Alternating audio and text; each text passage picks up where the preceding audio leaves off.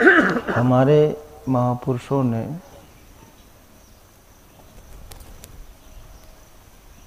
जो संसार का अध्ययन किया तो पाया कि आत्मिक पूंजी ही वास्तविक पूंजी है। आत्मिक पूंजी, और आत्मिक पूंजी जब हमारा साथ छोड़ देती है तो हम बाहरी पूंजी से अलग हो जाते हैं। इसीलिए इस दुर्घटना का नाम क्या दिया? निधन। निधन हो गया मतलब धन से रहित हो गया, वो निरोग हो गया, वो रोग से रहित हो गया। निधन, धन से रहित हुआ ना। तो आत्मिक धन से हम रहित हो गए तो बाहर जो अरबों रुपए जोड़ा है, तिजोरियों में रखा, उससे तुरंत डिस्कनेक्ट हो गए। अंदर से डिस्कनेक्ट होते ही हम बाहर से तुरंत फिर मुक्ति धाम में पहुंचेंगे। इसीलिए भगवान कृष्ण ने अर्जुन को आदेश दिया था कि तस्मात् सर्वेषु कालेषु मां स्मरण। हर समय हर क्षण तू मेरा स्मरण कर। भगवान राम ने भी इसी संपत्ति से जुड़ने के लिए वो आदेश दिया था। निज सिद्धांत सुनावहु तो ही सुमिरिस भजिस निरंतर। मतलब निरंतर उस आत्मिक पूंजी से जुड़े रहो।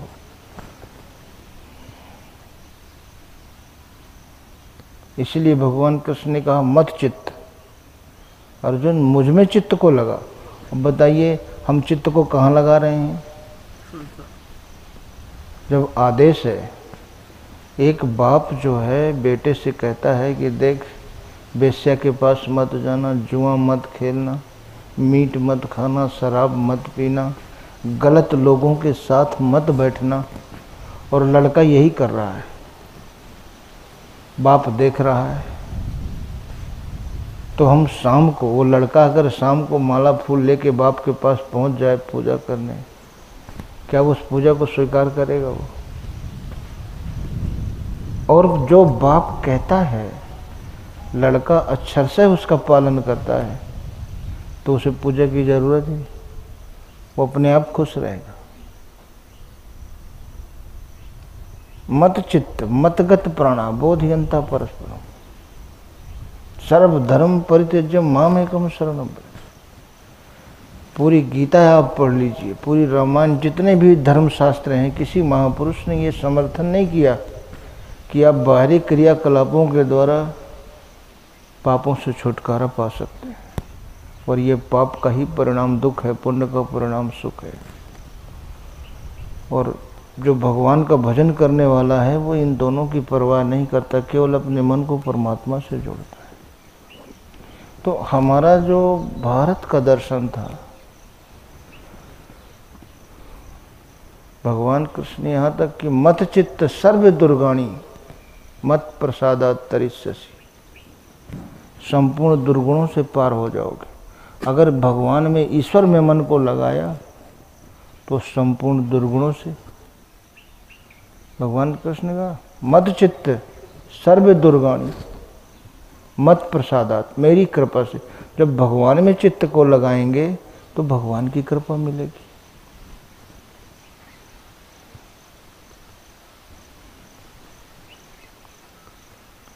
हमारे मत चित्त, तो उससे क्या होगा? सर्व दुर्गाणी, जितने दुर्गुण हैं, जिन दुर्गुणों के कारण ईश्वर से हमारी दूरी है।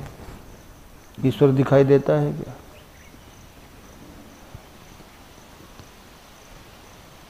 तो कहा कि भाई भगवान कहाँ दिखाई देता है? तो कौन कहता है कि ईश्वर नजर नहीं आता? बस एक वही तो नजर आता है जब कुछ भी नजर नहीं आता।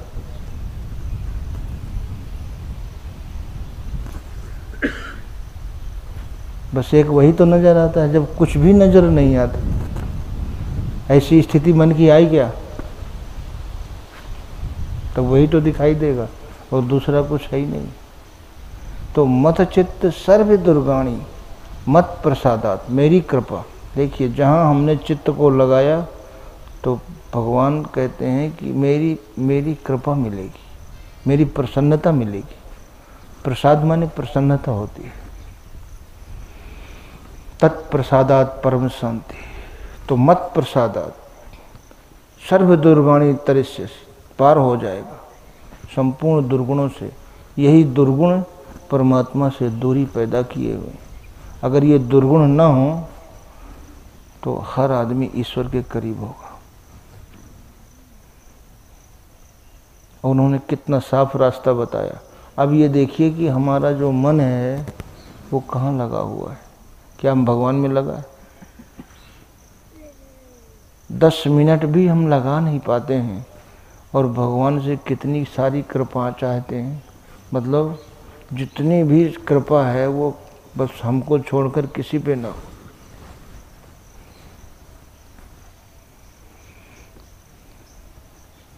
और जब आपके अनुकूल कोई नहीं चलता है तो आपको कितना कष्ट होता है, कितना दुख होता है, कितना क्रोध आता है।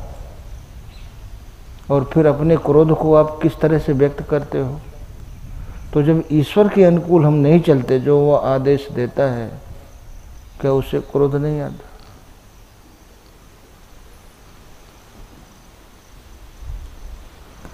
और अर्जुन अथ चेतम अहंकारम न सोष्यसि विनक्ष्यसि, अगर अहंकार के कारण मेरे वचनों को नहीं सुनोगे तो विनाश को प्राप्त होगे।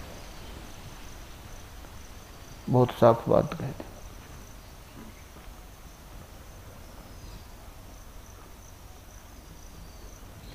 सभी सृष्टि के सभी महापुरुषों ने, भगवान कृष्ण ने अर्जुन को जब उपदेश दिया तो कहा, अर्जुन मैंने कल्प के आदि में, जब कल्प की शुरुआत होती है तो कल्प के आदि में मैंने इस योग को सूर्य के प्रति कहा। सूर्य ने अपने पुत्र मनु से कहा, मनु ने इक्ष्वाकु से कहा, और परंपरागत राज ऋषियों ने जाना। परंपरागत राज ऋषि, ये राजर्षि लेवल का ज्ञान है, बाकी नीचे नहीं कहा, क्योंकि उनकी समझ में भी नहीं आएगा। अगर कहा भी जाए तब भी समझ में नहीं, इसलिए कहा कि परंपरागत राजर्षियों ने जाना। अर्जुन, यह ज्ञान लुप्त हो गया था, मैं उसी ज्ञान को, किस ज्ञान को, जो कल्प के आदि में सूर्य के प्रति कहा। आदि, फिर भगवान से तो ब्रह्मा पैदा हुए तब वेद बने, ये तो कल्प के आदि में है, और वही ज्ञान ये लुप्त हो गया था। मैं अर्जुन उसी ज्ञान को तुम्हारे प्रति कह रहा हूं। क्यों? कि तू मेरा अनन्य भक्त है, प्रिय सखा है। आप बताइए, कोई अच्छी बात अपने ही तो आदमी से कहते हैं, तो भगवान ने उसका कारण बताया, क्योंकि तू मेरा अनन्य भक्त है, प्रिय सखा है, इसलिए मैं कह रहा हूं, और मेरा कोई प्रयोजन नहीं।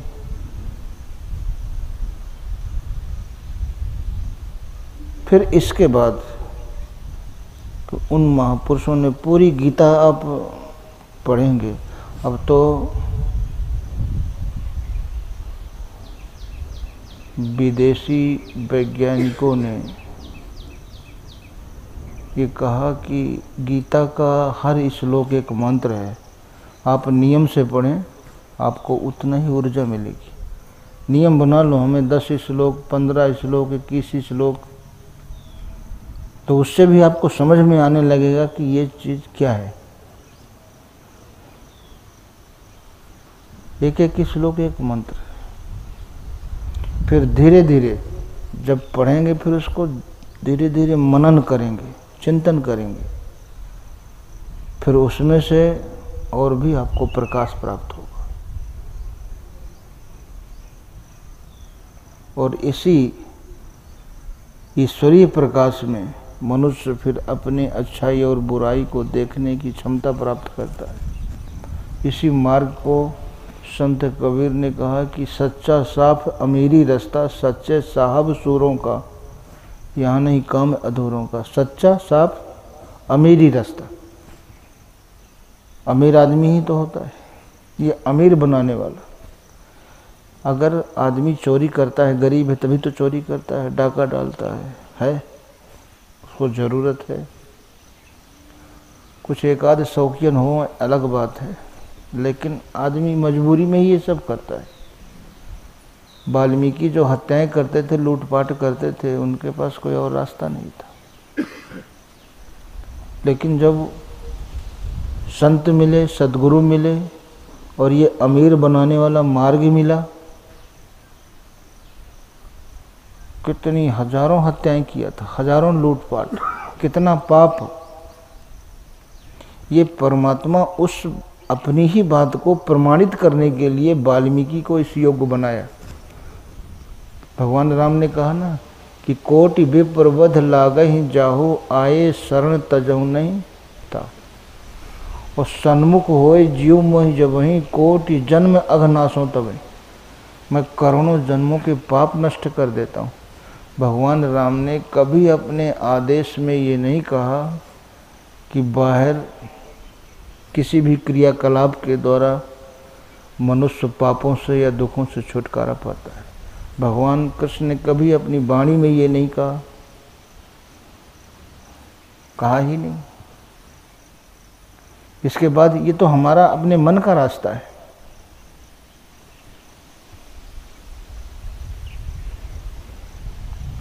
जो इस शरीर का मार्ग है वही यूरिन का मार्ग है?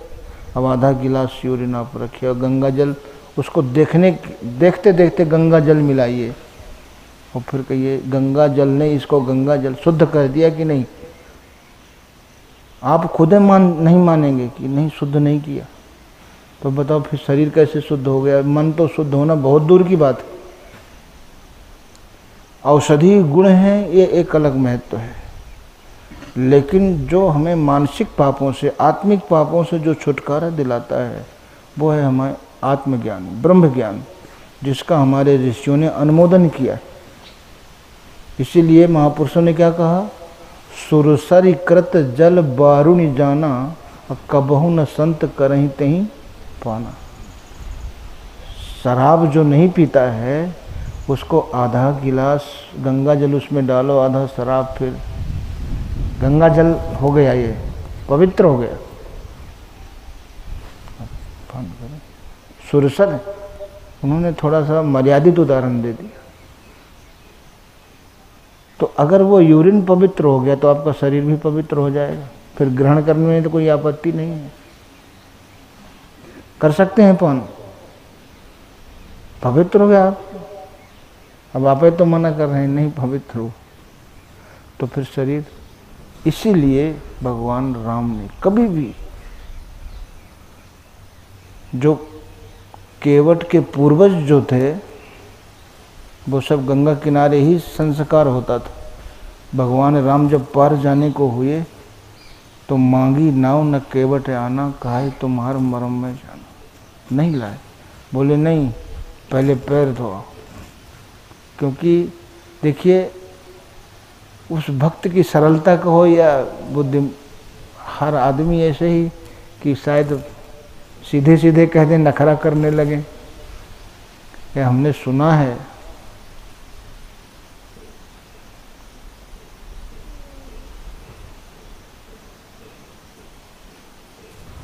तरनी मुनि धरनी हो जाई, पाट पड़े मोरी नाव उड़ाई। यही मिश्र पालों सब परिवारू, नाथ न जानो और कबारू। मैं और कोई कबार नहीं जानता, कोई व्यापार नहीं। तो अगर ये जब आपका चरण छूने से पत्थर जो है वो स्त्री बन गई, तो पाहनते न काठ कठिनाई, तरनी मुनि धरनी हो जाए। एक तो वैसे ही घर में है, रात दिन खोपड़ी खाए रहती है, फिर दूसरी फिर हो। हाँ। एक एक को संभालना बड़ा कठिन हो रहा है। तो बाट परे मोरी नाव उड़ाई। इसलिए चाहे लखन जी तीर मारें, चाहे कुछ भी करें, लेकिन जब तक हम पर, तो थोड़ा सा यहाँ एक भक्त की जो भावना है उसमें थोड़ा सा वो दिखती है कि भगवान जो है, तो भगवान मुस्कुरा दिए। भावना उसकी पवित्र थी लेकिन भीतर चालाकी थी। तो जो चरण धोया,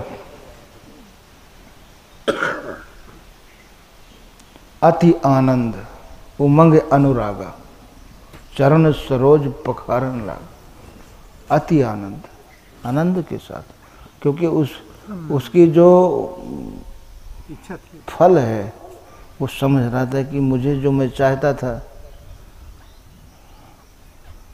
तो जब धो लिया पैर तो पद पखार जल पान कर, फिर जल पान कर लिया आप सहित परिवार, पूरा परिवार। और फिर जहाँ पुरखों को फूंका था गंगा किनारे, फिर वो जल को लेके वहाँ गया। पितर पार कर प्रभु पुण्य मुदित गयो लय पार। बताइए, एक भी पितर तो नहीं पार हुआ था। आदमी की मानसिकता देखिए, बताइए पाप मन में होता है या शरीर में? हड्डियों में होता है, जो हड्डी हम वहाँ ले जाते हैं, वो पाप तो मन में है। और भगवान ने कहा कि इस सारी मन सहित इंद्रियों को लेकर के ये जीवात्मा दूसरे शरीर को ग्रहण कर लेता है।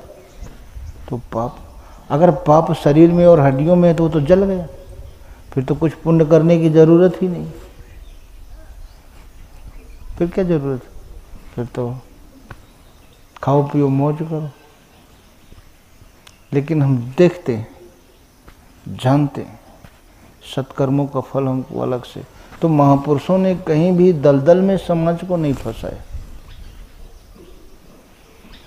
सीधा जो रास्ता हम लोगों ने पकड़ा है सुख और शांति के लिए, कल्याण के लिए, बताइए किसी महापुरुष ने अपनी वाणी से इसका समर्थन किया तो हमने क्यों पकड़ा? भगवान कृष्ण ने कभी कहा, भगवान राम ने कभी कहा, फिर किसने कहा? तो जो भगवान ने कहा उसको हम अपने मन से कुछ कर रहे हैं, तो भगवान से हमारा प्रयोजन क्या?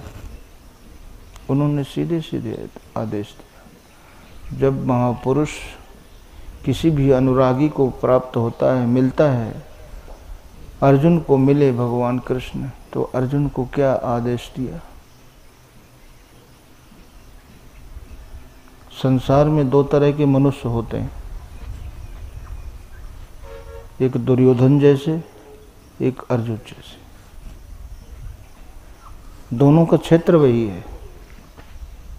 भगवान ने कहा जब दोनों मदद के लिए, देखिए दो तरह के भक्त मदद के लिए गए, तो भगवान ने कहा एक तरफ मेरी नारायणी सेना रहेगी और एक तरफ मैं स्वयं रहूँगा। तो ये नारायण सेना है, ये जिसके अधीन हम हैं। व्याप रहो संसार में माया कटक प्रचंड, सेनापति कामाद भद दम्भ द्वेष पाखंड। ये सेनापति व्याप रहो संसार। तो एक तरफ हमने क्या मांगा, दुर्योधन ने क्या मांगा? हमें तो नारायणी सेना, आपकी माया ही चाहिए। और अर्जुन ने कहा मुझे, हमें आप चाहिए। तो जहाँ ईश्वर रहता है, फिर इतना खुश हुआ दुर्योधन, उसी खुशी में गया सबसे पहले भीष्म पितामह के पास प्रणाम किया। बड़ा खुश था, बोले मूर्ख, तू विजय श्री तो अर्जुन को दे आया, अब मैं तुम्हें कौन सा आशीर्वाद दूं? बोले यार कि बुढ़िन की बुद्धि ठीक होगी कि नहीं होगी, मैं पूरी सेना मांग लाया, अजय। फिर भी कहते हैं, बोले अर्जुन तुम जानते नहीं, तुम अभी तक पहचान नहीं पाए, क्योंकि ये अहंकार का जो चश्मा चढ़ा हुआ है उससे तुम पहचानने में भूल कर दी। यत्र योगेश्वरो पार्थ, जिधर है यत्र योगेश्वरो कृष्ण, यत्र पार्थ धनुर्धरा, तत्र श्री विजयो भूतिर ध्रुवा नीतिर मतिर। यत्र योगेश्वरो कृष्ण, जिधर भगवान कृष्ण, योगेश्वर कृष्ण। योगेश्वर कहा यहाँ मतलब जो स्वयं योगी हो, योग का ईश्वर। आप योग पथ पर चलें और आपको योग प्रदान करने की क्षमता, ये जो योग का ईश्वर है। और संसार में दो ही मार्ग हैं, एक योग मार्ग, एक भोग मार्ग। ये तो आप योग मार्ग में चलने वाले होंगे या भोग मार्ग में। तो जो योग का ईश्वर है, जो भी चलेगा उसको वो योग प्रदान करते हैं, योग के मालिक हैं। जिधर वो हैं महापुरुष, यत्र योगेश्वरो कृष्ण, यत्र पार्थ धनुर्धर, तत्र श्री उधर ही श्री है, श्री माने लक्ष्मी। और हमें किसको, कौन ऐसा व्यक्ति है जिसको लक्ष्मी नहीं चाहिए? तो महापुरुषों ने मूल चीज पकड़ाया कि नहीं पकड़ाया? तत्र श्री विजय। अब बताइए आप में से कौन है जो पराजय चाहता है? सब विजय चाहते हैं। लेकिन एक ऐसा आदमी बताइए कि जो शुरू से आखिर तक वो विजय प्राप्त करता रहा हो। पराजय कभी हारना आदमी चाहता ही नहीं। लेकिन अगर हम श्रद्धा से पकड़े हैं तो फिर विजय। संपूर्ण जो अच्छी नीतियां हैं वो उधर ही होती हैं। भूतिर ध्रुवा नीतिर मतिर्मम, ऐसा मेरा मत है, ऐसा मेरा, उन्होंने अपना विचार, क्योंकि वो भक्त थे। लेकिन मनुष्य कभी विचार नहीं करता है। भीष्म ने भगवान से जब सरसैया पर लेटे हुए थे तो बोले, गोविंद 1,00,000 बिच्छू एक साथ डंक मारते हैं, उतनी पीड़ा मुझे हो रही। और मुझे 7 जन्म से याद है, मैंने कभी किसी को कष्ट नहीं दिया, मन से भी नहीं सोचा मुझे इसको कष्ट देना है, ऐसा मैंने मन से। बोले, भीष्म मुझे तुम्हारे हर जन्म की याद है। तुम 7वें जन्म वाले पहले और उससे पहले वाले जन्म में भी राजकुमार थे। अब देखिए कितनी बड़ी उपलब्धि है कि ईश्वर चिंतन से लगातार कितने जन्मों से वो राज परिवार में आत्मा पैदा होती रही। तो ये बाहरी भोगों का, व्यवस्था का, सुविधा का आधार भी तो आत्मिक संपत्ति है। भगवान बुद्ध ने इसी को कहा कि मेरी साधना 200 जन्मों की है और 150 बार मैं राज परिवार में पैदा हुआ और 50 बार पशु पक्षी वृक्ष, एक योनि में मैं वृक्ष था, एक योनि में मैं हिरन था,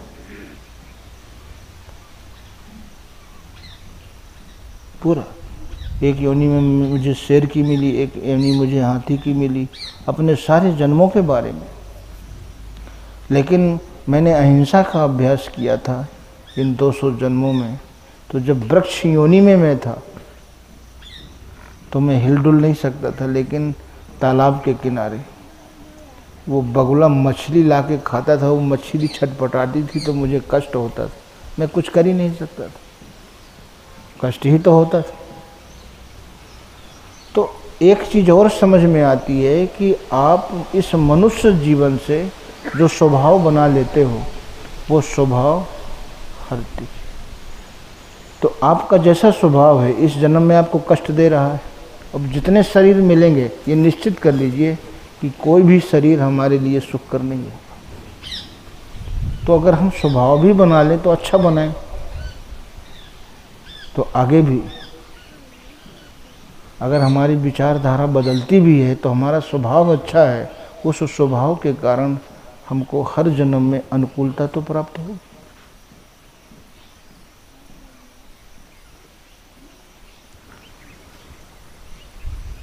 अब वृक्ष भी तो एक योनि है, लेकिन वृक्षों में भी देखिए श्रेष्ठ वृक्ष जिसके लोग पानी डाल के पूजा करते हैं, वहां भी श्रेष्ठता है।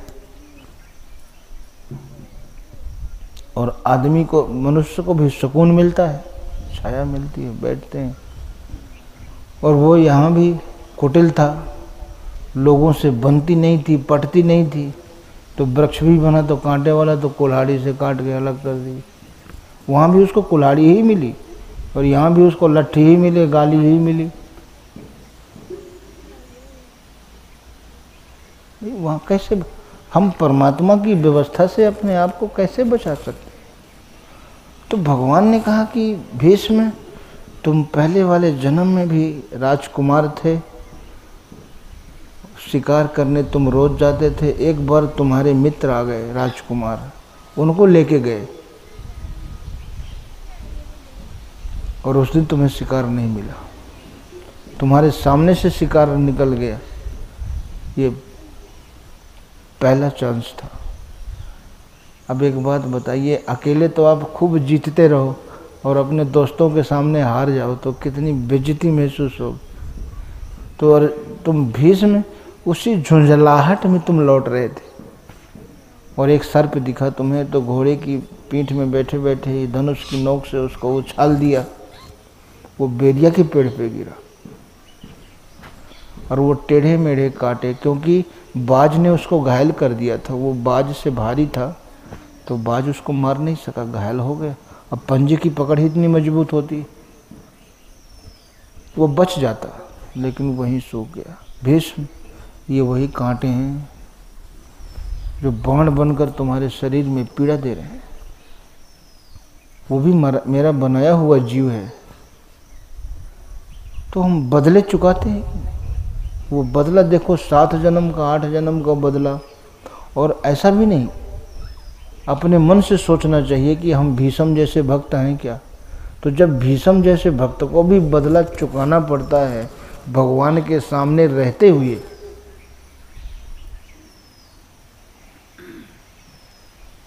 पुत्र वियोग में जब श्रवण कुमार के माँ बाप मरे तो दशरथ को भी बदला चुकाना पड़ा कि नहीं? बदला तो चुकाना पड़ा। पुत्र वियोग में ये बदला, ये भलाई बुराई तो अलग चीज है।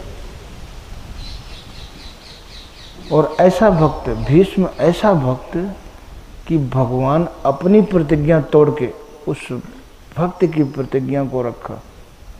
बताइए, अभी वहाँ तक पहुँचने में हमें, अगर वहाँ तक भी हम पहुँच गए कि कहीं ऐसा चांस आ जाए कि भगवान को अपनी प्रतिज्ञा तोड़नी पड़े, हम इतने प्रिय भक्त हो गए, तब भी कुछ जो बदले रह गए हैं, कुछ संस्कार रह गए हैं, या तो उनको हम भजन से काटें या भोग के काटें, तीसरा कोई रास्ता ही नहीं। अपने संस्कारों को, हमारा जो जीवन है वो सब संस्कारों के अधीन है। इसीलिए हम जैसा चाहते हैं वैसा जीवन हम जी नहीं रहे। कोई भी जैसा संस्कार आता है वैसा जीवन जीने के लिए आप मजबूर हैं कि नहीं? अभी मुशर्रफ का गैर जमानती वारंट कट गया तो वो जीवन जीने के लिए मजबूर है कि नहीं? खूब आदमी कोशिश करता है। तो यही चपरासी से लेकर राष्ट्रपति तक, अब सद्दाम जो जीवन जिया वो जीवन जीने के लिए वो मजबूर था कि नहीं?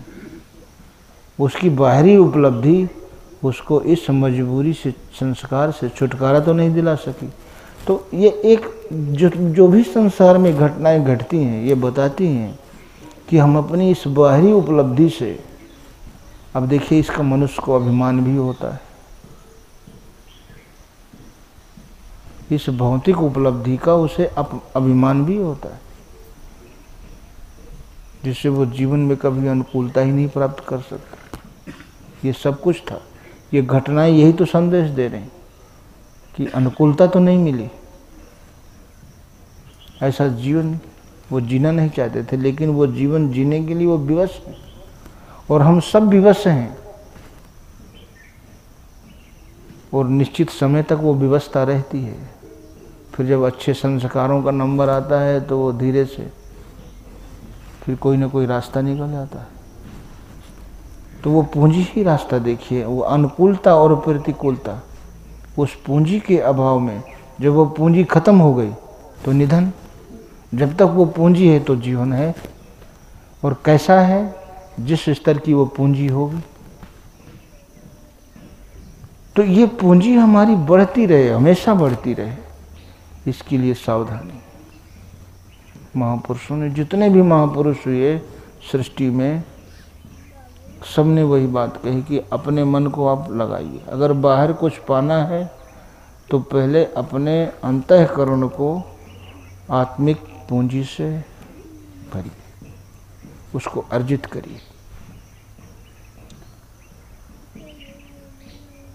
अब धीरे धीरे धीरे, लेकिन इसमें कितनी मनुष्य संकीर्णता जो है, कितनी संकीर्णता। बोले ये तो हमारे पंथ के नहीं हैं, ये हमारे मजहब के नहीं हैं, ये हमारी बिरादरी के नहीं हैं। तमाम संकीर्णता रहते हैं कि नहीं रहते। क्या भगवत पथ में इसका कहीं स्थान हमारे महापुरुषों ने दिया? बाहरी दृष्टि से तो आप लोग देखिए पहले कि भगवान कृष्ण की बहन सुभद्रा अर्जुन को ब्याही थी, तो साला बड़ा होता है कि जीजा बड़ा होता है? अगर बाहरी संबंधों का महत्व होता, अर्जुन तो गिड़गिड़ा रहा है। क्या कभी आपका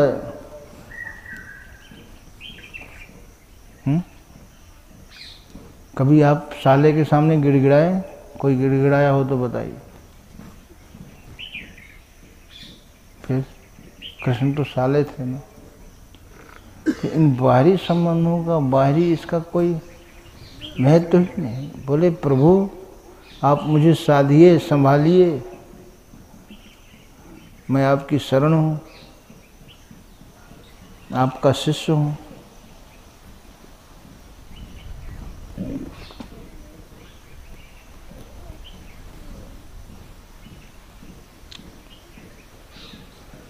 केवल भक्त और भगवान।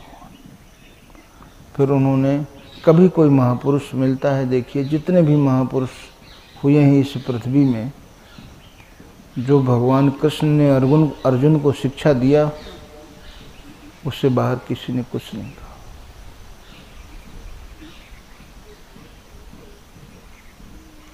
कभी देवी देवता, भूत भवानी, टोना टोटका, किसी परंपरा में, किसी कुरीति में अर्जुन को उलझाया भगवान ने? बिल्कुल सीधे सटीक। अर्जुन ईश्वर सर्वभूतानां हृदय से अर्जुन तिष्ठति। पहले तो ये बताया कि जो संपूर्ण भूत प्राणियों में मुझ वासुदेव को देखता है और मुझ वासुदेव में संपूर्ण भूत प्राणियों को एक जगह स्थित देखता है, अर्जुन वही यथार्थ देखता है। अभी तो हम नकली देखते हैं ना, कि यथार्थ कौन देखता है? बहुत साफ। फिर जब सर्वत्र वही है तो अर्जुन वो ईश्वर सर्वभूतानां हृदय से अर्जुन तिष्ठति ब्रह्म्यानि सर्वभूतानि यंत्रारूढ़ानि माया। ये मनुष्य भ्रमवश क्यों भटक रहा है? बोले अर्जुन ये माया रूपी यंत्र में आरूढ़ है। अब यंत्र तो है, वो ऑटोमेटिक यंत्र है, वो चलता रहता है और हम उसमें आरूढ़ हैं। अब वो जहाँ ले जाए, तो हम इधर उधर जो भटकते हैं, भगवान ने कहा ये माया रूपी यंत्र में आरूढ़ होके यत्र तत्र भटकते रहते हैं। इसीलिए इन बाहरी चमत्कारों को महापुरुषों ने क्या कहा? आसुरी माया। रावण कितना बड़ा चमत्कार दिखाता था, चाहे कोई भी भेष बना ले। राम का बना दिया सिर, प्रहस्त ले गया, सीता को दिखाया, सीता रोने लगी। तो प्रहस्त ने एक बार रावण से कहा कि महाराज ये आप सीता से अनुनय विनय कर रहे हैं, आप ऐसा कौन सा रूप है जो नहीं बना पाते? तो आप सीधे राम का रूप बना लो ना। सीता आपको स्वीकार कर ली। रावण बिगड़ा, बोले मूर्ख तो क्या समझता है, मैं ये प्रयास कई बार कर चुका हूँ और मैं जब जब राम का रूप बनाता हूँ तो एक सीता नहीं, हजारों सीता फीकी लगने लगती हैं, मुझे तुच्छ लगने लगती, इसलिए मैं तो बनाता नहीं। यही एक विशेषता होती है महापुरुष के स्वरूप में। आप किसी का भी स्वरूप पकड़ो तो जो उसके अंदर काम, क्रोध, लोभ, मोह, मद, मत्सर है, वो आपके अंदर जागृत हो जाएगा। और महापुरुष का जो शरीर है वो निर्विकार और निर्दोष होता है। आप जैसे ही स्वरूप पकड़ते हैं, इसलिए तो रावण कहता था, वो घबराता था। जहाँ राम का स्वरूप पकड़े और बनाने लगे रूप वैसा ही, तो फिर सब ओर से आसक्ति ही खत्म हो जाती थी, वो सीता को ही भूल जाते। बोली सीता नहीं, मुझे तो हजारों सीताएं फिर बेकार लगने लगती, फिर ये तो झगड़ा लफड़ा सब फिर होगा ही नहीं, फिर बाकी जो मेरे आश्रित थे ये परिवार ये तरेंगे कैसे? इनको सबको तारना है। कभी किसी महापुरुष ने, यही एक विशेषता है, कभी किसी महापुरुष ने समाज में भ्रम नहीं डाला कि भ्रम डाला, ये पकड़ो वो पकड़ो, सीधे उसे कहीं भटकने की जरूरत नहीं। ईश्वर सर्वभूतानां हृदयस्य अर्जुन तिष्ठति भ्रम्यानि सर्वभूतानि यंत्रारूढ़ानि माया, तो तमेव शरणं गच्छ सर्वभावेन भारत। एक उन्होंने कहा सर्वभावेन, हमारा भाव देखिए थोड़ा थोड़ा थोड़ा थोड़ा कितनी जगह बटा हुआ है, कितनी जगह। ये भगवान का सीधे आदेश है, निर्देश है कि अर्जुन सर्वभावेन, संपूर्ण भावों से। अब हमारा दो आने भाव, देवी में दो आना, देवता में दो आना, कहीं दो आना, कहीं दो आना, मनसा पूरण में दो आना, शनि मंदिर में दो आना, नवग्रह में, तो कितने दो दो आने तो बट गए। और वहाँ कहते हैं संपूर्ण भाव से, सब ओर से मन को समेट के।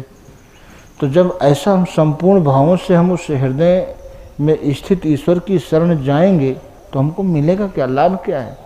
तो भगवान कहते हैं तत्प्रसादात परम शांति। अब आपको क्या चाहिए? अशांति, दुख? कहते हैं तत्प्रसादात परम शांति स्थानम प्राप्त शास्त्र।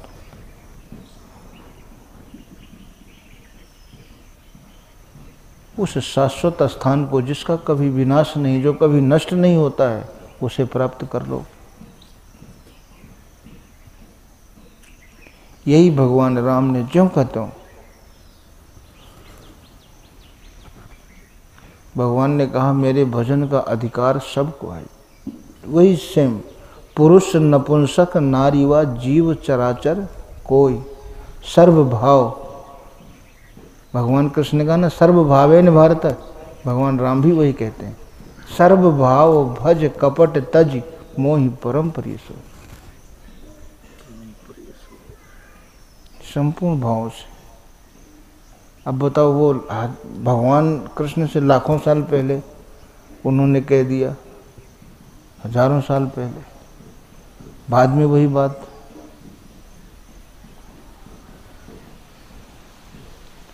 तो ईश्वर के अतिरिक्त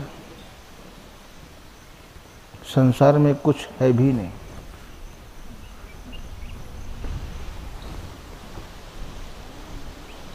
हर महापुरुष, भगवान राम ने कहा मन मना भो मद भक्तो मद्याजी माम नमस्कुर, और भगवान राम ने क्या कहा?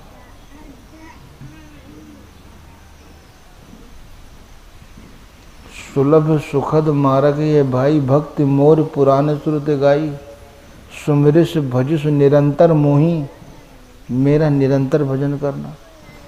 भगवान कृष्ण कहते हैं मन मना भो मद भक्तो मद्याजी माम नमस्कार। अर्जुन मुझ में चित्त को लगा, लेकिन हम बीच में राधे राधे घुसेड़ देते हैं। कितनी सीधी बात। फिर हम अपने मन से कहां से ले आए? जो राधा एक बार बिछुड़ी वो दोबारा कभी नहीं मिल पाई।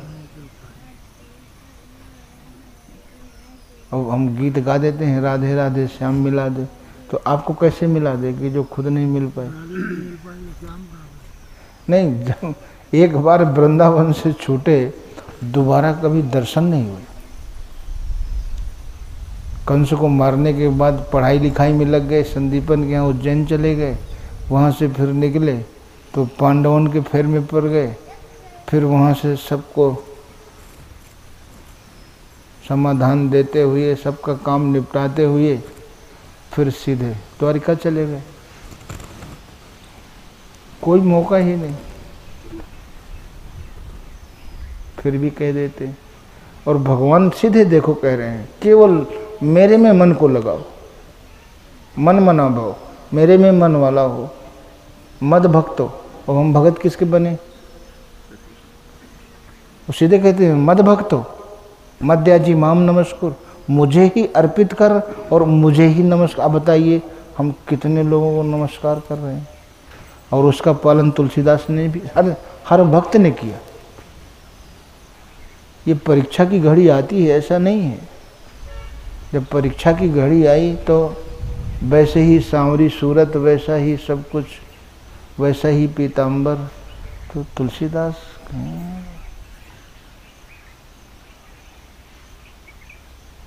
कुछ अंतर ही नहीं है। वास्तव में महापुरुष क्या भगवान छोटा बड़ा होता है क्या?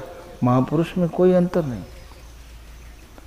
क्या कहूँ छवि आपकी, भले विराजो नाथ, बड़े अच्छे, बड़ा अच्छा दर्शन दिया, विराजिए, पधारिए, स्वागत है।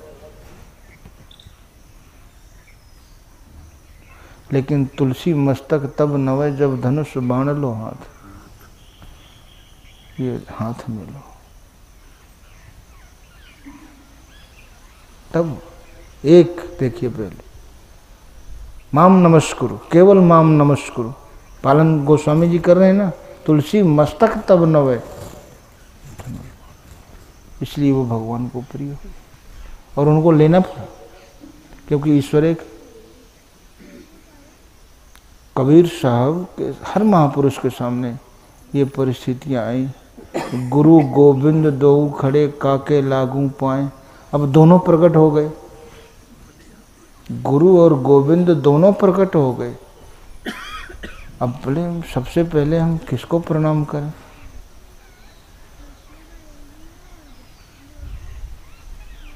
अब बताइए, डीजीपी और एसपी दोनों एक साथ आ रहे हों तो आप पहले किससे हाथ मिलाएंगे?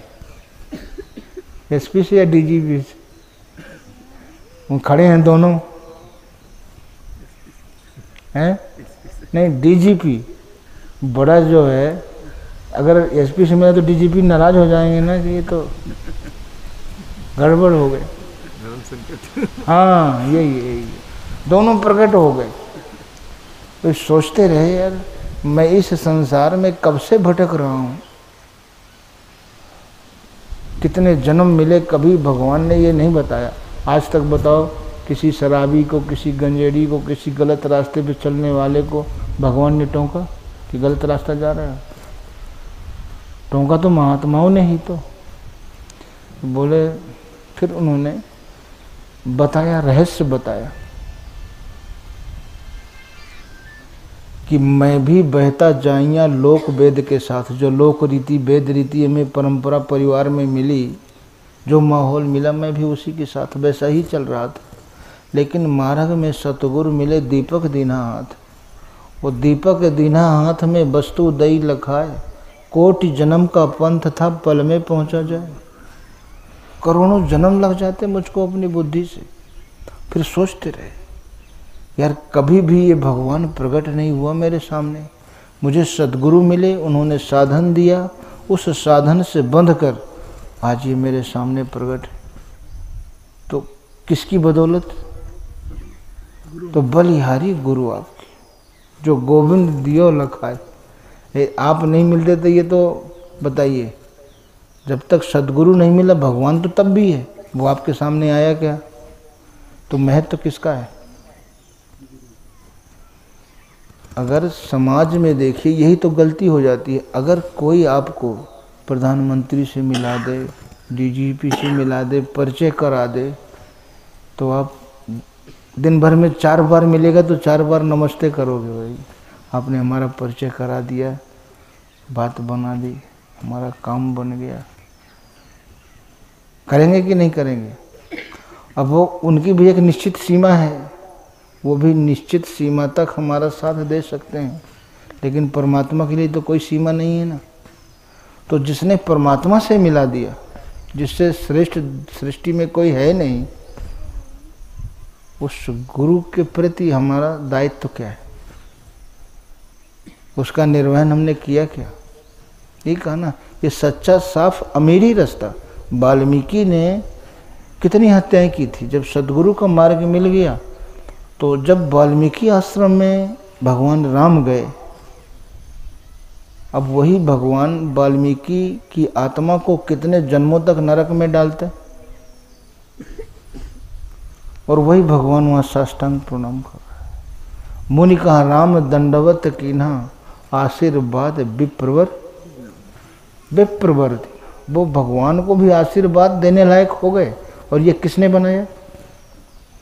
जो भगवान को भी आशीर्वाद देने लायक हुए वाल्मीकि चोर लुटेरे भी, इस कोई सृष्टि में ऐसा व्यक्ति है जो इस योग्य बना सकता है? तो मुनि कहा राम दंडवत कीन्हा आशीर्वाद विप्रवर,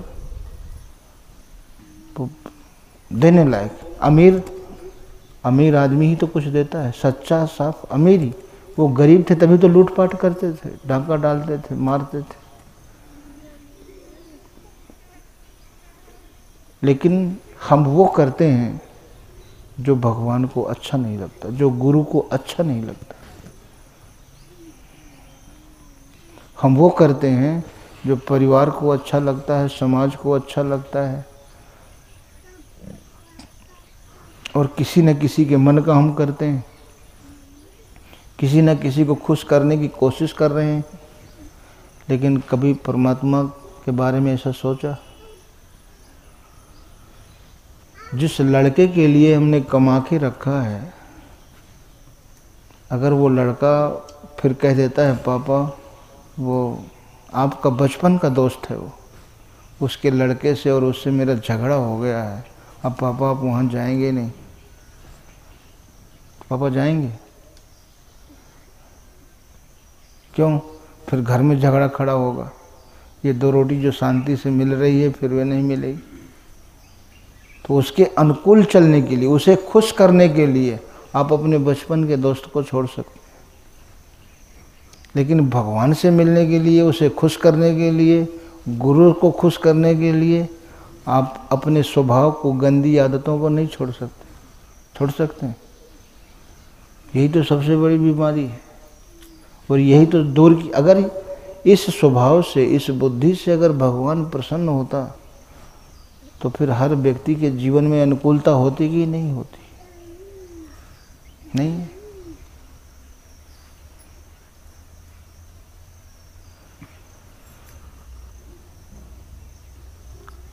चाहे रैदास देखिए, आज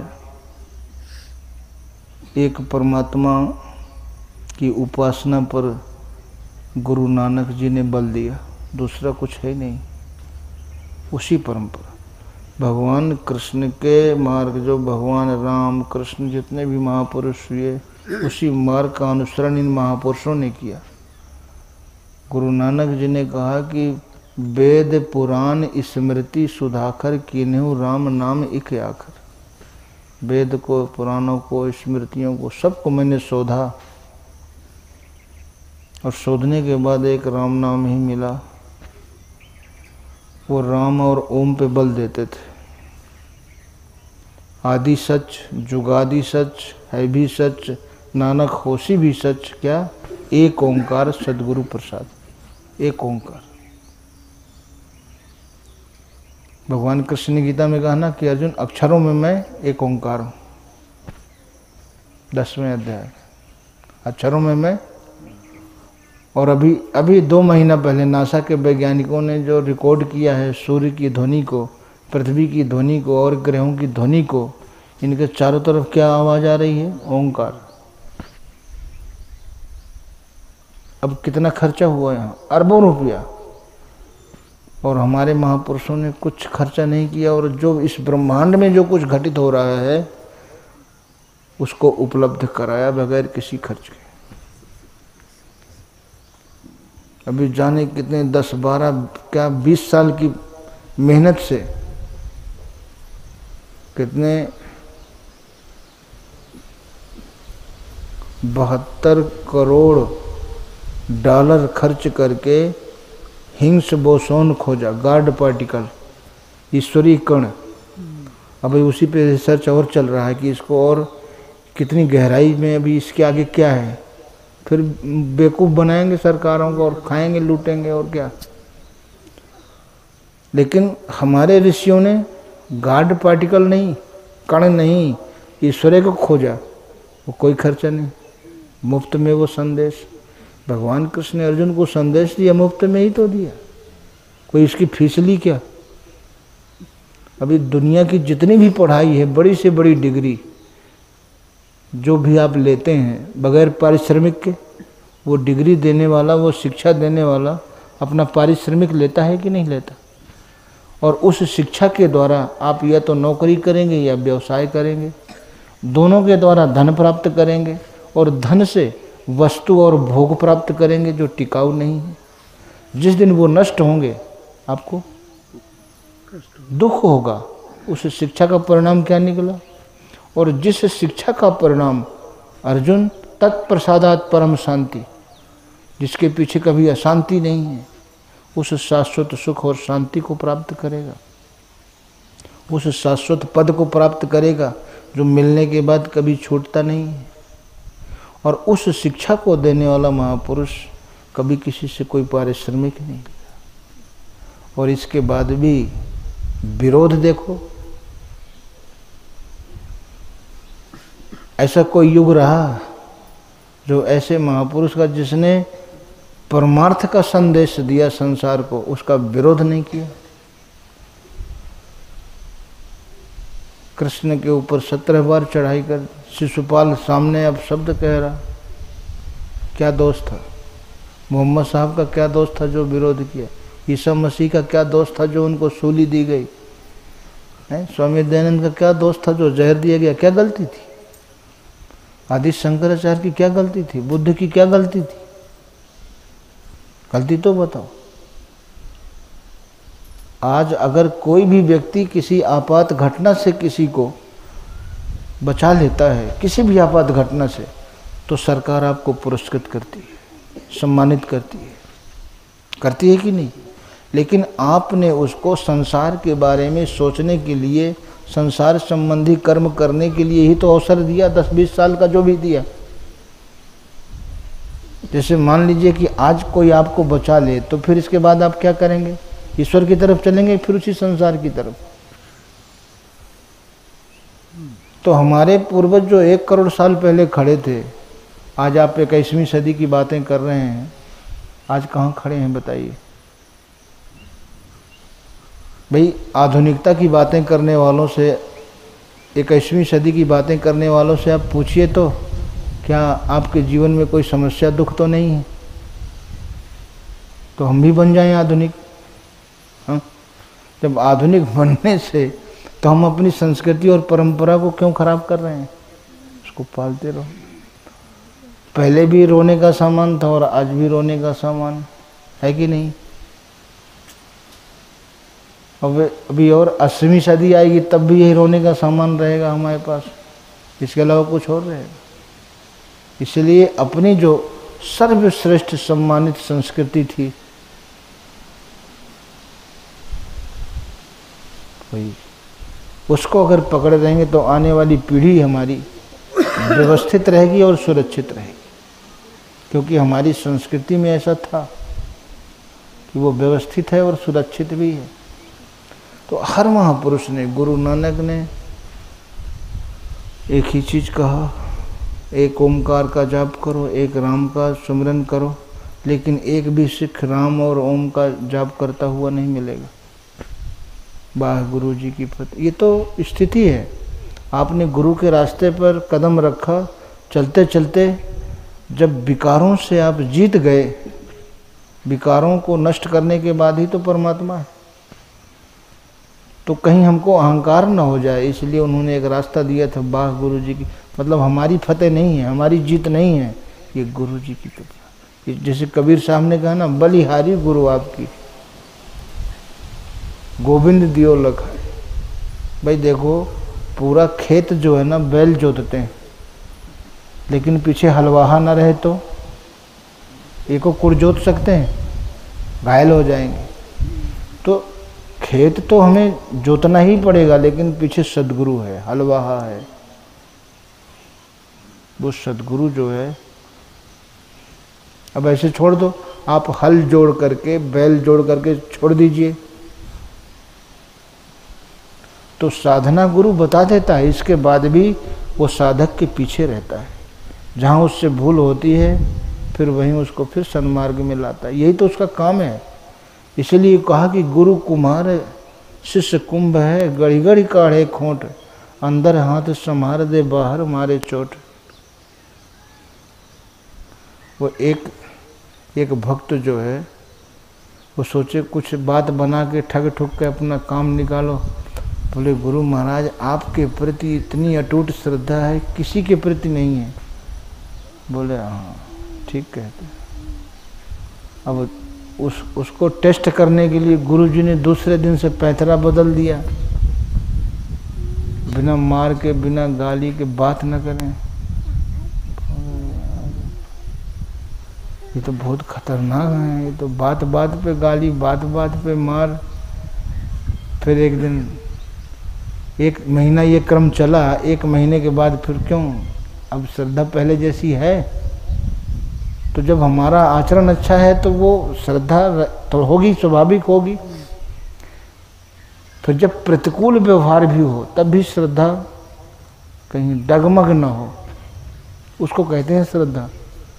भाई जब आप आदमी कहता है ना वो बहुत सीधा है, बहुत, अरे भाई खराब बन के देख लो ना, तुरंत आफत आना शुरू हो जाएगी। वो सीधा है अपनी सुरक्षा के लिए, अगर सीधा नहीं रहेगा तो फिर भाई बहुत सीधे हैं तो टेढ़े बन के देख लो, झंझट शुरू।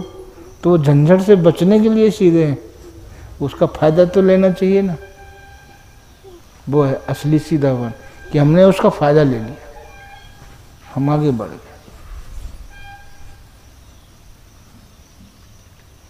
अगर फायदा ले लिया तो सही है।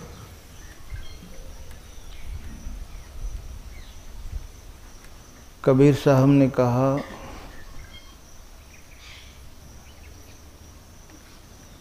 कि राम प्यारा छोड़कर करे और का जाप, बेश्या के रो पूत जो कहे कौन को बाप।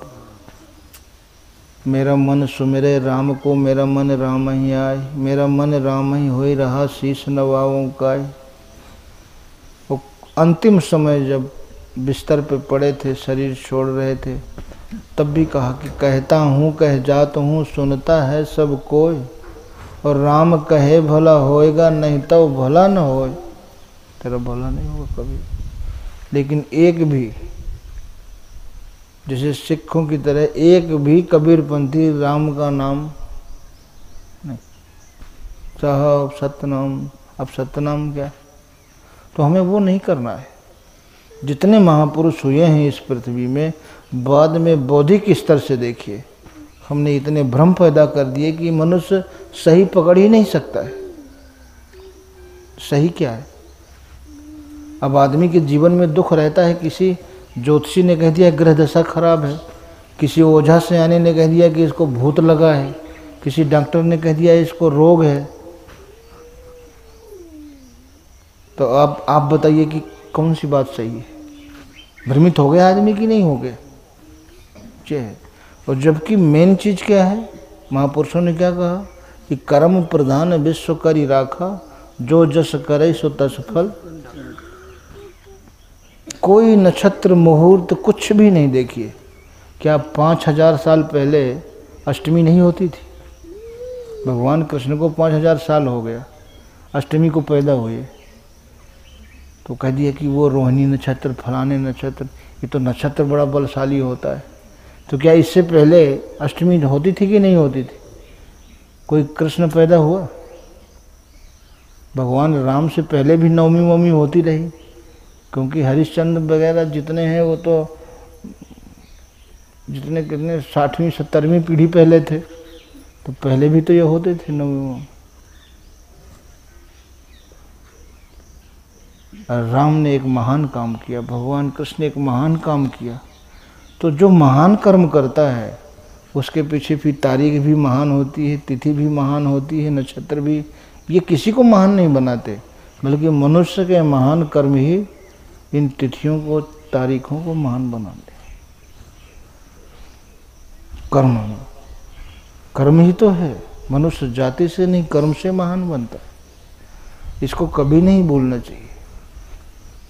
तो सभी महापुरुषों ने देखिए एक रास्ता दिया, जात पात पूछे नहीं कोई, हरि का भजे सो हरि का होई। ये तो हमारी दी हुई व्यवस्था है, ईश्वर की नहीं। ईश्वर तो केवल मनुष्य पैदा किया और कुछ भी नहीं। तो कबीर साहब ने भी वही कहा लेकिन नहीं, रैदास ने भी वही कहा लेकिन बिल्कुल नहीं। लेकिन हमें तो भेदभाव डालना है ना। रैदास कौन थे?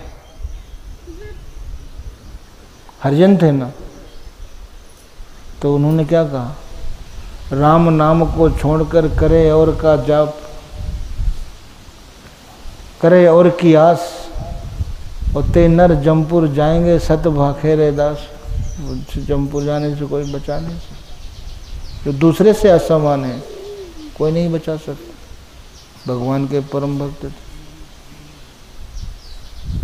रहीम भगवान के परम भक्त थे कि नहीं। एक कश्मीर में हुई थी रबिया बसरा जैसे महापुरुष स्त्रियों में, तो उन्होंने कहा गुरु न तजो हरि को तज डारो, तन मन धन सब गुरु पे वारो। हरि की कृपा होय तो न होय, होय सो होय, सहजो गुरु की कृपा बिन भव पार न पावे को।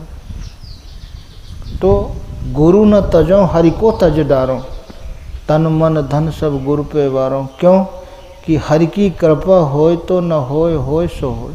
अगर भगवान की कृपा आपके ऊपर नहीं है तब भी हो जाएगी अगर गुरु मिल गया। इसी को गोस्वामी जी ने सहज में कहा कि गुरु राखहीं जो कोप विधाता, और गुरु रूठे नहीं को जग त्राता। तो वो कहें कि सहजो गुरु की कृपा बिन भव पार न पावे कोई पार नहीं पा सकता। अब ईसा मसीह भी यहीं के थे, लेकिन अलग देखिए उनका सब रास्ता, सबके अपने अलग अलग हो गए। भगवान महावीर देखिए जब महल से निकले, अब भगवान महावीर के ज़्यादा नहीं दूसरी तीसरी पीढ़ी वालों का क्या नाम था? मोहम्मद साहब की दूसरी तीसरी पीढ़ी वालों का क्या नाम था? ईसा मसीह की दूसरी पीढ़ी तीसरी पीढ़ी वालों का क्या नाम था? तो ये तो लोग कहते रहते हैं। यहाँ एक बार आ गए, यहाँ शिवपुरी में आते ही रहते हैं, यहाँ टूर में कौन हैप्पी डेज वगैरह उनमें बुलाते रहते हैं, तो वो घूमने के लिए टूरिस्ट। तो ईसाई आ गए, तो यहीं बैठे थे घास में सब। तो चर्चा ऐसे हमने कहा जब परमात्मा एक है तो ये नामकरण, तो हमने कहा इसमें से बताइए ईश्वर को कौन पाना चाहता है? अब सब चुप। एक खड़ा हुआ, बोले मैं पाना चाहता हूँ लेकिन अपने धर्म पे रहकर, कहीं ऐसा ना हो ये भटका दें। तो हम कहा ईसा मसीह किस धर्म में पैदा हुए थे? ईसा मसीह किस धर्म में पैदा हुए?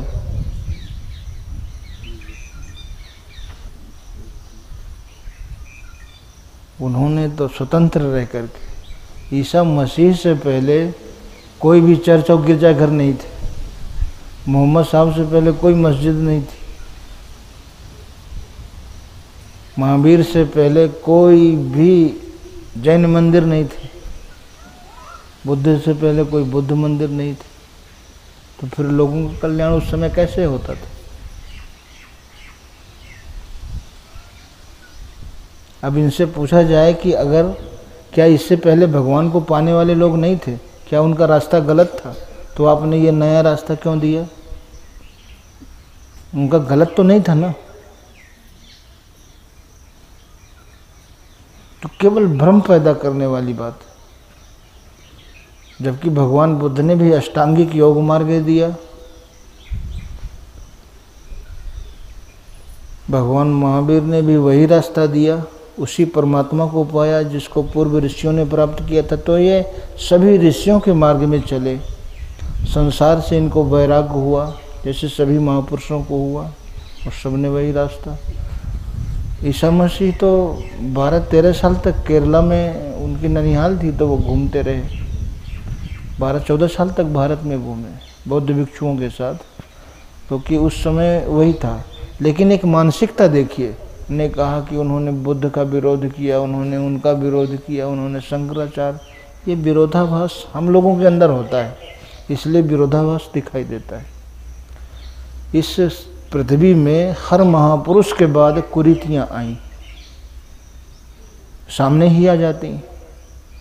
अब महापुरुष ने एक ही बात कही, भगवान महावीर ने एक ही बात कही, लेकिन उनके अनुयायी श्वेतंबर में, दिगंबर में, सोनगढ़िया, एक और 4-5 बन गए। भगवान बुद्ध ने तो परमात्मा की एक बात कही ना, वो तो 100 के ऊपर पड़े हुए कफन को ओढ़ा उन्होंने, किसी से मांगा नहीं, पहना, नदी किनारे पड़ा था। तो भगवान को किसी भी वेशभूषा के द्वारा प्राप्त नहीं किया जा सकता है, और ना कोई वेशभूषा परमात्मा को पाने में बाधक है। अगर बाधक है तो हमारा कुटिल मन, हमारे मन के दोष, हमारे मन के विकार, उनकी तरफ तो हम ध्यान देते नहीं। अब गोस्वामी जी ने भी तो इसी को कहा ना, जब यही भांत बने संजोगा, राम कृपा नासई सब रोगा। दोस्त तो ये जब संजोग ऐसा बन जाए, कौन सा कैसा, कि सदगुरु मिल जाए, जब ये भांत बने संजोगा, ऐसा संजोग मिल जाए तब भगवान की कृपा मिले और फिर उससे रोग खत्म हो। जब ये रोग खत्म होंगे तभी नरक से छुटकारा, क्योंकि जब तक ये रोग हैं, काम क्रोध लोभ आदि सब नाथ नरक के पंथ, सब परिहर रघुवीर पद। अब देखिए कितना साफ आदेश, सब कुछ छोड़ करके रघुवीर पद भजहु भजहि जहि संत, रघुवीर के पद का भजन किया। अब हम बताइए क्या क्या पकड़ लिए। रामायण कहती है कि शिव बिरंच विष्णु भगवाना, उपजहि जासु वंश ते नाना, ऐसे हो प्रभु सेवक बसे हई, वेद पुराण संत सब कहई, और अस प्रभु छाण भजहि जो आना, सोनर पशु बिन, बगैर सिंह पूंछ का पशु है। मोहम्मद साहब कहते हैं जो एक परमात्मा को छोड़कर किसी को भी सिर झुकाता है वो काफिर है। तो जितनी मज़ारें हैं, जितनी मज़ारें, वहाँ परमात्मा है क्या? तो वो कहते हैं एक परमात्मा को छोड़कर।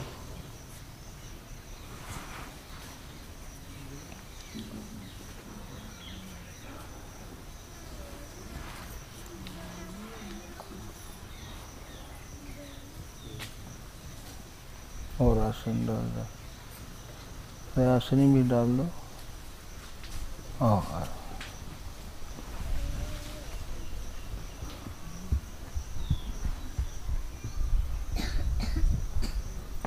तो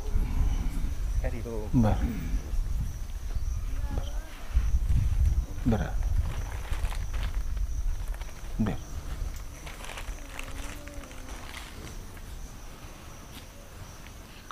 परमात्मा कभी एक से दो नहीं हुआ है, परमात्मा हमेशा एक है। और उस परमात्मा को पाने का भगवान कृष्ण ने जो संदेश दिया, विश्व के सभी महापुरुषों ने उसको दोहराया। भगवान राम ने जब वाल्मीकि से पूछा कि मैं कहाँ रहूं वनवास काल में, तो वाल्मीकि विचार करने लगे कि क्या पूछ रहे हैं, ये हमको भ्रम में डाल रहे हैं क्या? तो बोले तुम पूछो मैं रहूं कहाँ, मैं पूछा तो सकुचाऊं, जिन्हें ही न हो, जहाँ न हो तहाँ देव कहीं तुम्हें ही दिखाऊं उठाऊं। आप जहाँ न हो वो जगह बताइए। फिर तो भगवान समझ गए तो हमें पहचानते हैं। बोले भाई अब अपने मन से बताओ। बोले शरीर से रहना है तो चित्रकूट में रहिए, और वैसे आप सबके हृदय में है, लेकिन किस प्रकार के हृदय में है, उस हृदय का चित्रण वाल्मीकि जी ने कि काम क्रोध मद मान न मोहा, लोभ न क्षोभ राग नहीं दोहा, जिनके कपट दंभ नहीं माया, तिनके हृदय बसहु रघुराय। जाति पाति धन धर्म बढ़ाई, परि परिवार सदन सुखदाई, सब तज रहाई तुम्हें लौलाई, तिनके हृदय बसौ रघु। ये सन्यासी की पांत है, ये बैरागी की पांत है, ये ब्राह्मणन की पांत है, ये क्षत्रियों की है, ये वैश्य की, ये शूद्र की। कुछ समझ में नहीं आया। शरीर सबका 5 तत्व का बना हुआ है? अब 5 तत्व में कौन सा तत्व ब्राह्मण है, कौन सा क्षत्रिय है, कौन सा वैश्य, कौन सा शूद्र? और सृष्टि में ऐसा कोई भी संगठन नहीं है, कोई भी परिवार नहीं है जिसमें रोने का सामान नहीं है। हमारे सबके पास रोने का सामान है। केवल परमात्मा ही शाश्वत है, अविनाशी है, जो कभी नष्ट नहीं होता है, और उसको पाने की प्रक्रिया भी एक है। योगास चित्त वृत्ति निरोधा, चित्त की वृत्तियों का निरोध ही योग है। अब वृत्तियों की निरोध की जो प्रक्रिया है वो आप क्या नाम देंगे? जैन नाम देंगे, बुद्ध नाम देंगे, सन्यास नाम देंगे, शैव नाम देंगे, शैक्त, क्या नाम देंगे? उसका नामकरण तो करिए, क्या नाम देंगे?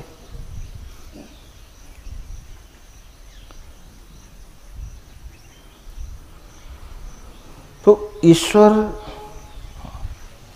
ईश्वर जब एक है और उसका निवास हृदय है। भगवान कृष्ण ने कितना साफ कहा कि सर्व द्वाराणि संयम मनोहृद निरुद्ध च, सर्व द्वाराणि संयम मनोहृद निरुद्ध च, मूर्धन्याध्यात्मना प्राणमा स्थितो योगधा। ओम एकत्याक्षरम बिंब व्यवहारन माम में स्मरण, यह पर्याप्त जद्देहम सयाति परमाम गति।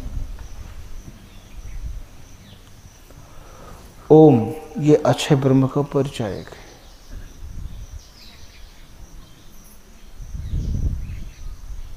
लेकिन कैसे? सर्व द्वाराणि संयम। किसी का एक ही लड़का है और डॉक्टर जवाब दे दे कि बचने की उम्मीद नहीं है, और उसको फिर आप पीले पहनाओ कपड़े, काले पहनाओ, सफ़ेद पहनाओ, नीचे से ऊपर तक माला और चंदन से पोत दो, फिर कहो आपके मन में प्रसन्नता आई। दुनिया की कोई भी वेशभूषा क्या हमको दुख में से और नरक में से बचा सकती है? मान सकते हैं आप? ये तो संसार से बचने के लिए भगवान बुद्ध, हमने भी बताया कि भगवान बुद्ध जा रहे थे, वस्त्र उनके फट गए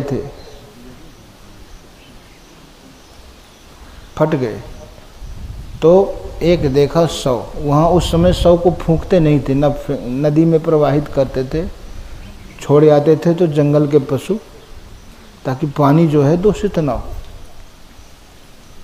ये ऐसा नियम जो है बनाया।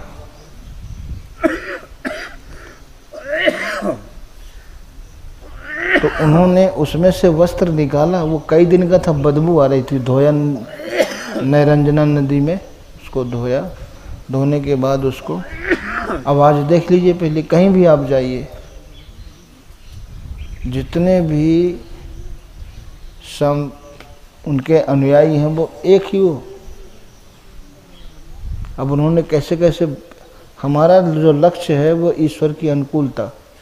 मीरा ने कहा, जा भेषा मेरो साईं रिझे सोई भेष धरूंगी, बालाजी मैं तो वैरागन हूँ। जा भेषा, जिस भेष से मेरी साधुता की रक्षा हो, जिससे वो परमात्मा रिझे। इस पृथ्वी में जो भी, जहाँ उत्तरी ध्रुव में, दक्षिणी ध्रुव में, सृष्टि में कहीं भी पैदा हुआ है, वो उसका रहन सहन कैसा भी है, सबको ईश्वर को पाने का अधिकार है। भगवान ने ये तो नहीं कहा कि केवल भारत वालों के हृदय में भगवान बसता है। ईश्वर सर्वभूतानां हृदय से अर्जुन तिष्ठति, ब्रह्म्यानि सर्वभूतानि यंत्रारूढ़ानि माया। वो माया रूपी यंत्र में आरूढ़ हैं, इसलिए वो भटक रहे हैं इधर से उधर, उधर से उधर। तो उत्तरी ध्रुव में भी, उसके अंदर भी परमात्मा है। लेकिन एक शर्त सृष्टि में सब जगह लागू है, जब तक आपका हृदय निर्दोष नहीं होगा, निष्पाप नहीं होगा, तब तक आप परमात्मा का दर्शन नहीं प्राप्त कर सकते। कभी भी भगवान कृष्ण ने खान पान पे, कहीं भी भगवान राम ने, कभी किसी महापुरुष ने, क्योंकि वो जानते हैं सृष्टि में मनुष्य कहीं भी पैदा हुआ, वहाँ के माहौल में रह के ही वो भगवान को पा सकता है। अब उत्तरी ध्रुव में जहाँ 6 महीने का रात होती है, 6 महीने का दिन, बताइए भगवान को पाने का तो उनको भी अधिकार है। वो यहाँ वाला सामान कहाँ पाएंगे वहाँ, वो तो अपने, लेकिन मन तो है। मन जब तक निर्दोष नहीं होगा, भगवान कृष्ण ने कहा कि यह तैर्जितः सर्गो येषां साम्ये स्थितम मना, शरीर रहते, ऐसा नहीं कि कह दिया कि एक जो है उन्हें महात्मा जी थे तो बोले गुरु जी ब्रह्मलीन हो गए, ये उस दिन भंडारा है। हमने कहा देखिए ये शब्द जो है महान गुरुओं का अपमान है। शरीर छोड़ दिया तो ब्रह्मलीन हो गए, हम शब्द लिख दिए ठीक है, तो क्या इससे पहले वो माया में लीन थे क्या? ये उन गुरुओं का अपमान है। हम महापरिनिर्वाण, निर्वाण कुछ भी शब्द दे सकते हैं। भाई हमने लिख दिया कि ब्रह्मलीन हो गए, तो क्या इससे पहले माया में लीन थे? नहीं। तो पूरे उत्तरी ध्रुव से दक्षिणी ध्रुव तक सब में एक ही आत्मा का प्रसार है और सभी ईश्वर के अंश हैं, सबके हृदय में ईश्वर का निवास है। और इस मन को दोष मुक्त करने के लिए सद्गुरु की शरण, टूटी फूटी श्रद्धा से सेवा, फिर नाम जप। अब दुनिया में कोई ऐसा डॉक्टर या वैद्य है, किसी को गठिया रोग हो जाए या निमोनिया हो जाए, कोई रोग का नाम नहीं, अभी कह दे कि उड़द की दाल खाते रहो, अरबी की सब्जी खाते रहो, दही की लस्सी बर्फ़ डाल के पीते रहो, हमारी दवाई भी करते रहो, रोग ठीक हो जाएगा? कभी छुटकारा मिल सकता है? ये तो फिर समाज को बेवकूफ़ बनाने वाली बात कि संसार का भी चिंतन करते रहो, भगवान का भी करते रहो और भगवान भी मिल जाए। अरबी की सब्जी भी खाते रहो, उड़द की दाल भी खाते रहो, दवाई भी खाते रहो, और गठिया रोग से छुटकारा अगर कोई दिलाया हो आज तक, इसीलिए कि कोई दुनिया में ऐसा जादूगर पैदा हो जाए, बारी मथे घृत हो ही बरु सिकता ते बरु तेल, बिन हरि भजन न भव तरिए, यह सिद्धांत। ऐसा जादूगर पैदा हो जाए इस धरती में जो रेत को पेर कर तेल दिखा दे, पानी को मथ के घी दिखा दे, लेकिन बगैर ईश्वर के भजन के दुखों से छुटकारा दिला दे। ऐसा अभी तक ना हुआ है, ना भविष्य में होगा। तो भजन हमें एक परमात्मा का करना है। तो बताइए फिर मार्ग कैसे अलग अलग हो गए? ये महात्माओं की देन नहीं है, महापुरुषों की देन नहीं है। गोस्वामी जी ने कहा दम्भी निजमत कल्प कर प्रगट कीन बहुपंथ, दम्भियों की देन। इसलिए एक ही साधे सब सधे, सब साधे सब जाए, तुलसी मूल ही से ये फूले फरे अघाए। जो सृष्टि का निर्माता है, जिसके शिव बिरंच विष्णु भगवाना, उपजहि जासु अंश ते नाना, ऐसे हो प्रभु सेवक बस आई, वेद पुराण संत सब कहे। काकभूषुंड ने यहाँ तक कह दिया कि शिव अज सुख सनकादिक नारद, जे मुनि ब्रह्म विचार विशारद, सबकर मत खगनायक एहा, करिए राम पद पंकज। रमन्ते योगिना यस्मिन् सरामा, बंदे विदेह तनिया पद पुंडरीकम, कै सौरभ सौरभ समाहित योग चित्तम। योग में समाहित चित्त ही सीता है, और जिसमें योगी लोग रमण करते हैं उस सत्ता का नाम राम है।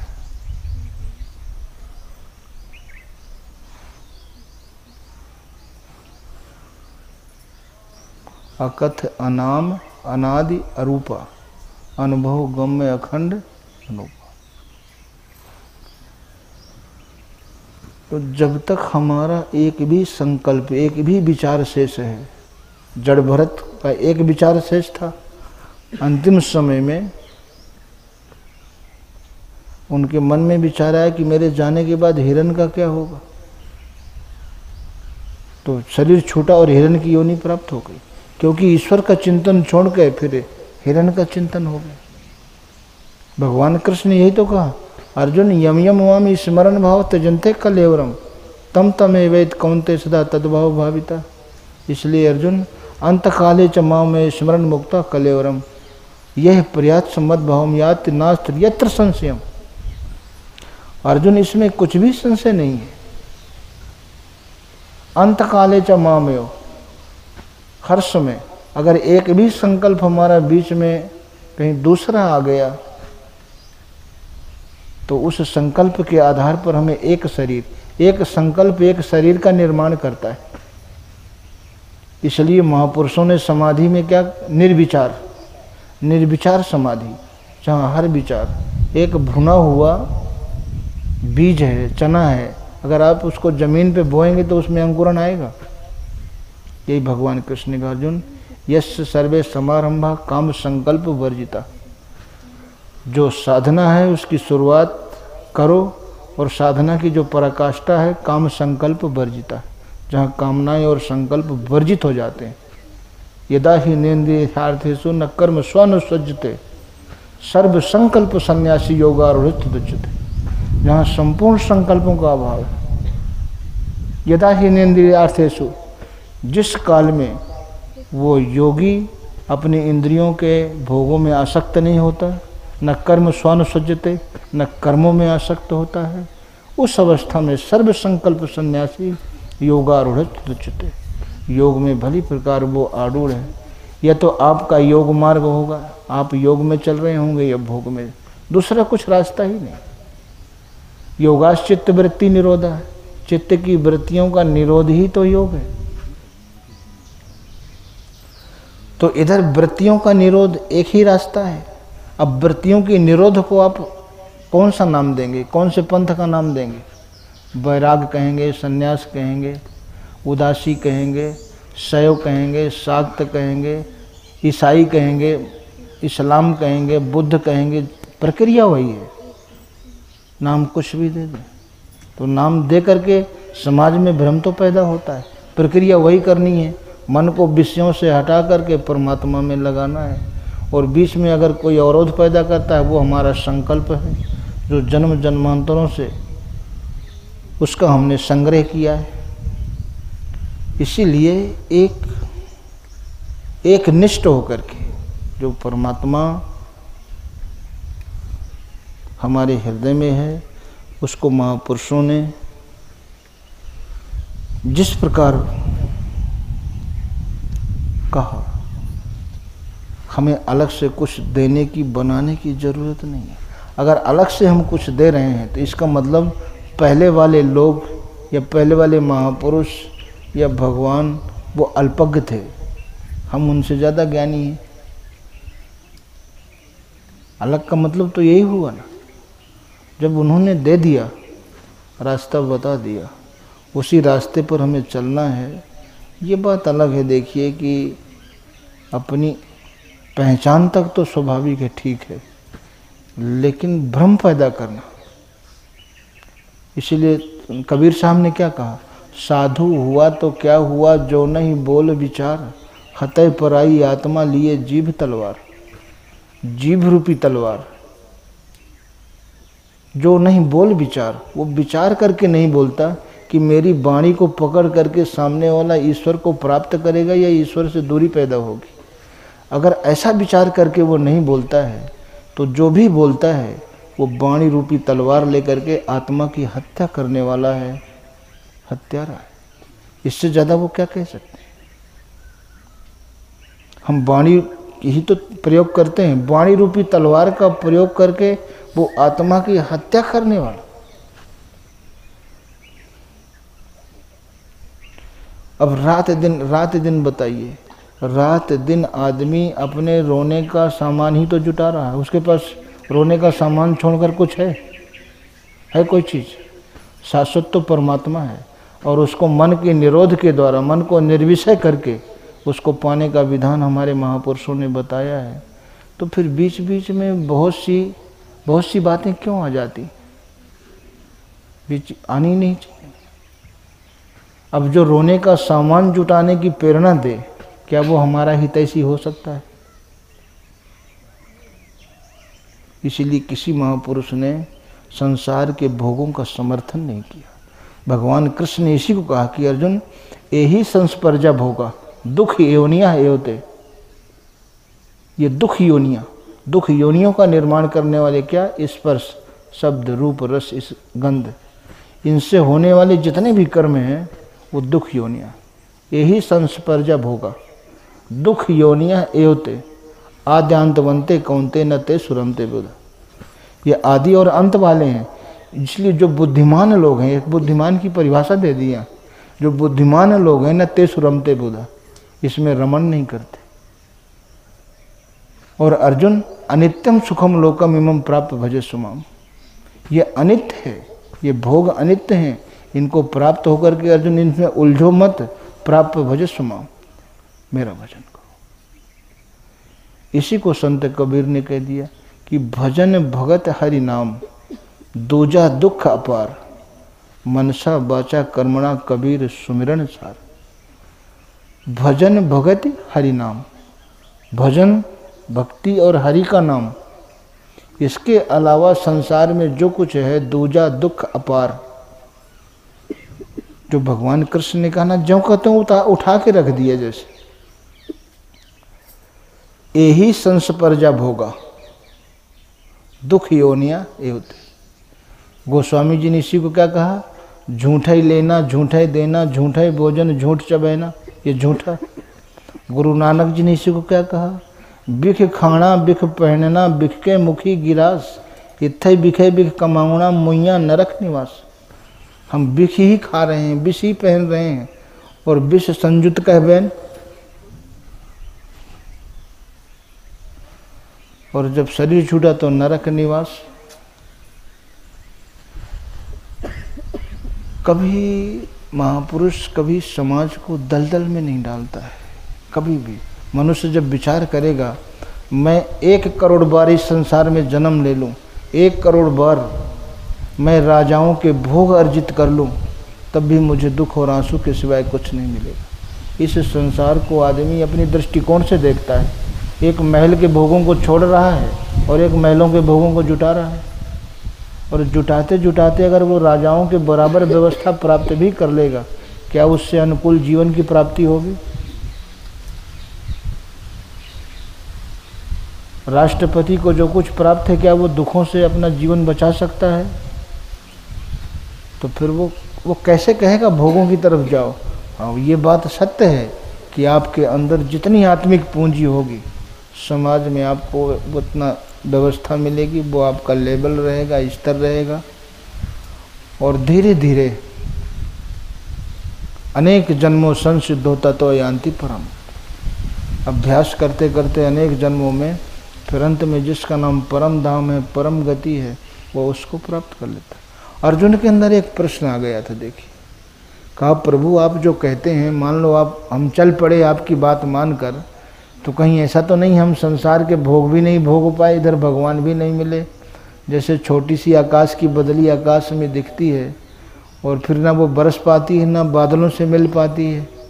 भगवान ने कहा नहीं, ऐसा कुछ नहीं। नेहा विक्रम नाशोस प्रत्यवायो न विद्यते, स्वल्प मत्स्य धर्मस्य त्रायते में तो।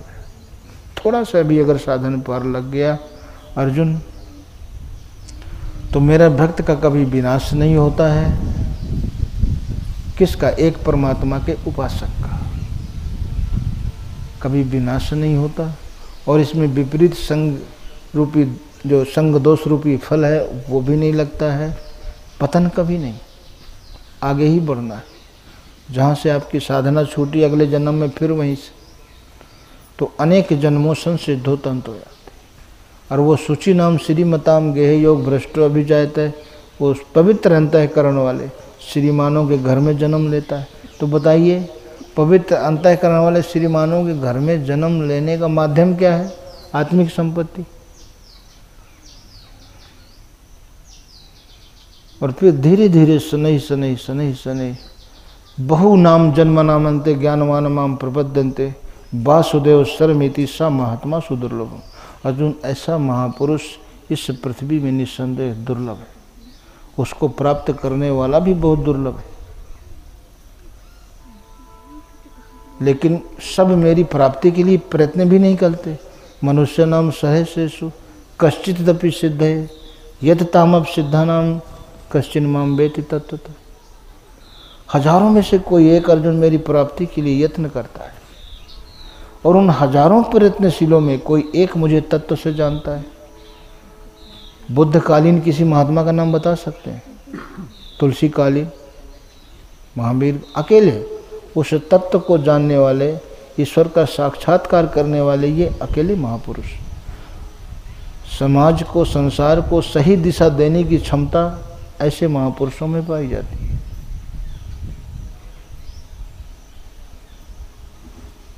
इसलिए कहा कि अर्जुन, बहुत से मनुष्य नाम, जैसे किसी महापुरुष ने 1000 जगह सभा की, एक एक सभा से एक एक सदस्य निकला, तो उन 1000 प्रयत्नशीलों में से कोई अर्जुन एक मुझे तत्व से जानता है, और वो एक ही होता है।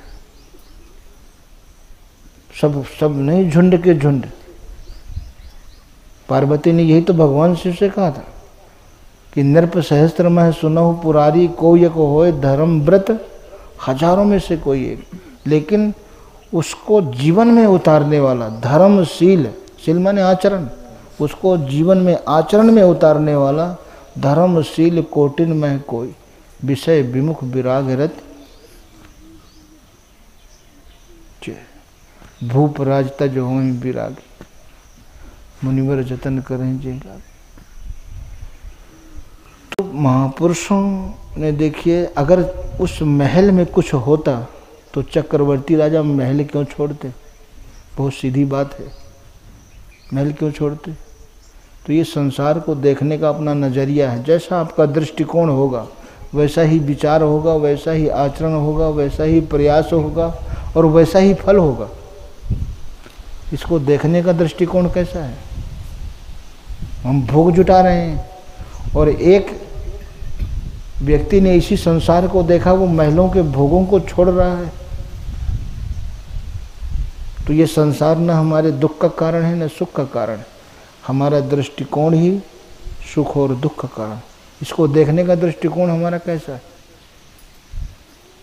इसलिए जिन हमारे महापुरुषों ने जो कहा कि एक ओम या राम, छोटा सा नाम श्रद्धा से जपो, और ये देखो कि मैं जितनी निष्ठा से, लगन से दुनिया के काम, भोगों के काम करता हूँ जिसका परिणाम दुख है, क्या मैं उतनी लगन और निष्ठा से परमात्मा का सुमिरन, सतगुरु की सेवा, क्या मेरा मन लगता है? पूरी निष्ठा और लगन से मैंने कभी किया?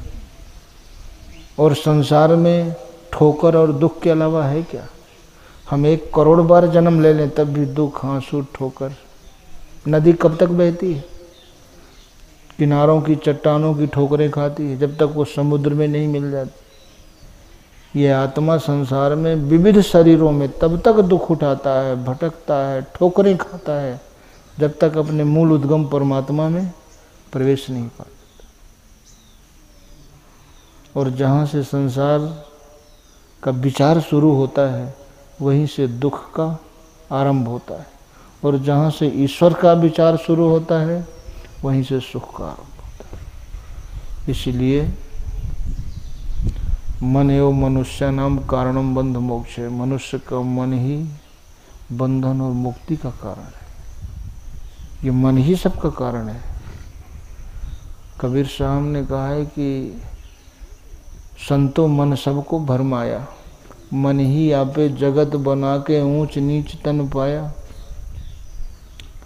मन ही भरमाता है, मन ही स्वर्ग नरक भुगतावे, मन से आया जाया। मन से अच्छा कर्म किया, साथ दिया तो स्वर्ग के भोग, लेकिन ये स्वर्ग के भोग भी स्वल्प हैं। स्वर्गहु स्वल्प अंत दुखदाई। भगवान राम ने कहा कि यही तन कर फल विषय न भाई। स्वर्गहु स्वल्प, वो भी स्वल्प हैं, थोड़े समय के लिए। जाने कितने समय में कितने इंद्र बदल गए, उसको भी डर बना रहता है। राजा नहुष जो है वो इंद्र पद पाए, फिर कर्म बिगड़ गए तो अजगर हो गए, तो इन स्वर्ग के भोग भी छूटेंगे। अब आदमी इतने पुरुषार्थ कर सकता है कि शरीर से पुरुषार्थ करते करते स्वर्ग के भोग पा जाएगा, फिर वहाँ से गिरेगा। तो गिरना उठना तब तक शुरू है, जारी रहेगा जब तक वो परमात्मा को नहीं पाएगा। हमारे इस परमात्मा की सृष्टि में देखिए, मनुष्य से श्रेष्ठ कुछ नहीं। सबसे पहले नंबर पे परमात्मा है, उससे श्रेष्ठ दुनिया में कोई नहीं। दूसरे नंबर पे मनुष्य आता है, लेकिन इसकी श्रेष्ठता तभी प्रमाणित होगी जब ये उस ईश्वर की तरफ चलेगा। बाकी तो पशु पक्षियों के अंदर मनुष्य से अधिक संयम है, अधिक सोच है, और अच्छी तरह से अपने बच्चों की परवरिश करने की क्षमता है। उनके अंदर भी जो गुण होता है वो अपने बच्चों को सिखा देते हैं। जीवन जीने की कला, हम भी अपने बच्चों को जीवन जीने की कला सिखा देते हैं, सिखाते हैं कि नहीं? वो भी सिखा देते हैं। अभी आपके बच्चों को तो रास्ता में जाओ, दो बंदूक वाले मिल जाए, बंदूक दिखा के छीन लेंगे। लेकिन शेर के बच्चे को बंदूक दिखा के छीन सकते हो, भालू के बंदर के बच्चे को? तो हमसे अच्छी देखभाल तो वो स्वयं कर लेते हैं, अच्छा जीवन जी लेते हैं। अगर आपके जहाज में कंपास ना हो तो पायलट जो है ना भिड़ा देगा, लेकिन साइबेरिया से और दूर से कितने पक्षी आते हैं बगैर कंपास के। ज्ञान है तभी तो। हाँ, ये बिना कंपास के जहाज उड़ा नहीं सकते। जहाँ डिस्कनेक्ट हुआ तो घोषणा कर देते हैं एक्सीडेंट हो गया। कंट्रोल रूम से डिस्कनेक्ट होते ही कहते हैं ना एक्सीडेंट हो गया, और उनका कोई कंट्रोल रूम नहीं है। तूफान आने से पहले, तूफान जब आता है समुद्र में जो बहुत बड़ा, तो उन मछलियों को देख के मछुआरे पहले हट जाते हैं, घोषणा बाद में होती। एक छोटा सा जीव होता है परमात्मा की सृष्टि का, चींटी, जब वो अंडे लेकर के निकलने लगती है तो उन चींटियों को देख के आप लोगों को ज्ञान होता है कि बरसात आने वाली, क्योंकि वो गहरी जगह से निकाल के फिर ऊंची जगह में पहुंचने लगते हैं। तो उनको कहाँ से, एक छोटा सा जीव, उसको भी ज्ञान कैसे हुआ? अब उसको देख के हमें ज्ञान हुआ। तो मनुष्य ने जो कुछ सीखा है इसी संसार से सीखा। केवल एक चीज कोई नहीं सीख सकता पशु पक्षियों में, न कोई पा सकता, वो ईश्वर का ज्ञान, दुखों से छुटकारा। इसीलिए अगर उस मार्ग में मनुष्य चल रहा है तो वो श्रेष्ठ है, वो दूसरे नंबर पे है, और फिर चलते चलते वो एक नंबर पे भी हो जाएगा। ईश्वर का जहाँ साक्षात्कार किया तो जानत तुम्हें ही हो जाई, सोई जाने ही जय देव जनाई। लेकिन नियम बनाना पड़ेगा। पहले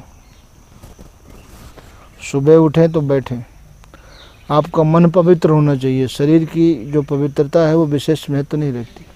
अगर शरीर आपका अपवित्र है तो उतना क्षति नहीं होगी जितना मन के अपवित्र होने पे होती है।